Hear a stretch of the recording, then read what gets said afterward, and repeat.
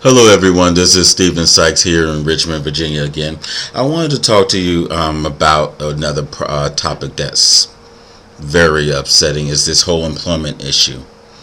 There are a lot of things that could be done that I believe the government as a whole, and including our president, Mr. Obama, that could be done. Now, first off, everyone wants to say he didn't create it, all these other different things. I understand that. But you are the president now, and there are plenty of things that you can do or can say to help encourage to get things better. First off, I want to talk about this whole thing about job retraining. Oh, we're paying all this money for retraining to find new job skills. Well, here's something that I don't think they can understand, get through their thick skulls. Not everybody can do every other simple job. For example, the number of auto workers out there, you're not going to take them all and retrain them and everybody going to become a mechanic, electrician, whatever. Some people are just going to be good at what they can do. And if that person wants to be a worker or what have you, fine. Now, I do believe you should make an attempt to try to have more skill sets and things, but it's unfair to ask somebody who's whatever age older and to do something else. Plenty have done it and do very good at it, but it's unfair to expect that there's going to be something out there for everybody, and especially if you were earning a certain salary, and then when you get to do job, first of all, if you can get the job, because they're going to say, well, you just went through all this training, you were an auto worker for 20-30 years, now you're training to be this electrician working on power lines, whatever the case may be, and say, well, this guy been doing it for 10-15 years, who's been out of work for a while, I'm going to take him. And then when you start that job anyway, even if you do get it and you start that job, you're not going to get as paid high for what you were, and your rent don't go down, your mortgage doesn't go down, the inflation doesn't go down, stuff for your children, health care, all these things does not go away. So there's something like that the government does not understand. The other part about it is with this unemployment rate, I really feel that it's way higher than what it is. I really want to say it's around 30 million, not just 14 to 15 million, 10%. I really want to say it's like 20-25%. Here's my case, and it's not this whole thing about underemployment and things like that. Throw out the part about someone who's working two jobs and not getting the same rate that they were, or the people who quit working. One, there are millions. Last checked, well over at least 7 or 8 million people that receive paid 1099. Well, those who do not know, 1099 is where you pay straight and you're in simple responsible for your taxes. But when you can't file for unemployment because there's no money going into that unless you pay it individually on your own. 99.9% of people don't do that. So there's millions of people that come off, and especially in major cities, DC, New York, LA, Chicago, where you have millions of people working. A lot of them are getting 1099. So when they're out of work too, then they're not counted upon that unemployment rate, because we can't call in and get unemployment insurance. There's another issue is, many people are constantly coming off the books. So what happens to all the people that's off the books? And you're saying, hey, every news there's less unemployment calls, it must be getting better. No, these people are still unemployed. They just can't get any more money, and we're stuck. And it's not like we were making a lot of money off the unemployment anyway. Another issue with this job thing is this stupid thing of credit. It is one of the things that just irritates me, gives me a headache. What in the world are you going to do? What we have to do is just toss it. There's no way in the world that credit and background and all these other things that they want to check is going to make someone a better employee. Stop it. Perfect examples. All these people that you see that shot up someplace because they mad, got laid off, took your benefits, whatever. I bet, every time I see them, I'm like, I bet they had good credit. I bet they had a clearance. Stop it with the credit, the background checks, and the clearances. I can understand the background, okay, if someone was a sex offender and you don't want them in the schools. I understand that. But at the same time, when that person comes out, they should be given, I understand the hatred and anger and things. I could sympathize with that really well.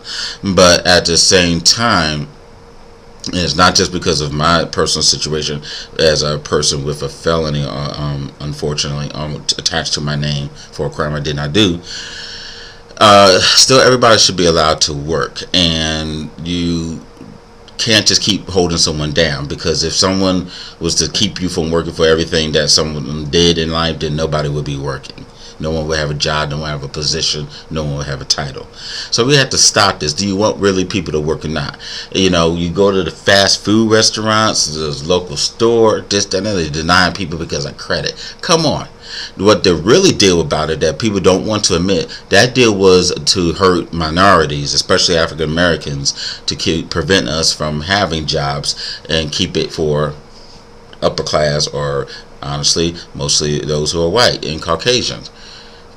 The deal is now that reason why it's getting attention now, to be honest, is because many of them are now having credit problems. So with the economy in the last few years and things like that. And it's sad that it took that to happen before this issue comes about. Credit is not going to prove that, oh, I have bad credit, so I'm going to steal. No. Last I checked, look at these CEOs getting bonuses, or before in the early 90s with Enron and all these other banks and just the local businesses you see on the news. How many times someone stole and they had money and didn't need to steal. But what are they doing? Laundering and all this other foolishness. They're the ones who had good credit. Sometimes they do have bad credit too, but still, they had money. They're the ones who are stealing, not the everyday person who knows how hard it is to get a job. And that's regardless of race. Just stupid. So stop that. Stop the background checks and stop this dumbness with this clearances. You know, I understand, you know, clearance, to me, clearance should go no further than checking to see if you're a citizen, how many times you shot somebody. You know, murders are murders. I can understand to a certain thing if I rob somebody, whatever, 3 years from now, whether I know I can't get the job at the Pentagon, but I should be able to get a job in some office, whatever the case may be. You can't just keep everybody out. Everybody is not perfect. Not everybody's going to be coming from the military. Everybody's from a military family. We have to stop this foolishness. When the president was finally stand up, and other senators and leaders and us as a community, not just African Americans, but just everybody, all races, all cultures, stand up and say, look, we're going to stop this mess, then go on. Then we will move on. It's too much of, oh, you're not going to play in my neighborhood. You're not going to go to with my school kids. This can go with my child to your school. All this other foolishness. We have to stop this and learn to love each other and just allow people to work. So when we do these things, people will get better. Allow more money for education and stop with, we're pulling back the grants, we're pulling back the loans, and then businesses are not going on. Plus, what about people who, like me and others who have small businesses? We're not on the unemployment thing that if we're paying for ourselves, we're struggling to do that. So we're not included in that unemployment rate either. So there are these issues here that Mr. Obama and the senators and things need to address. And then when you come on the news and say, oh, I allow all this money for green energy and things, voila, great. But not every job is going to involve a green energy. Someone who's been a service worker, maybe Family Dollars, this, that, and the other, is not going to be allowed to train for a job that's a project manager unless they go to school. Not saying they can't. Probably someone, honestly, many will do better than the project managers for jobs anyway. But I'm not going there. But the problem is we have to think a broader scheme, allow people to work. And plus, you still have issues with language barriers,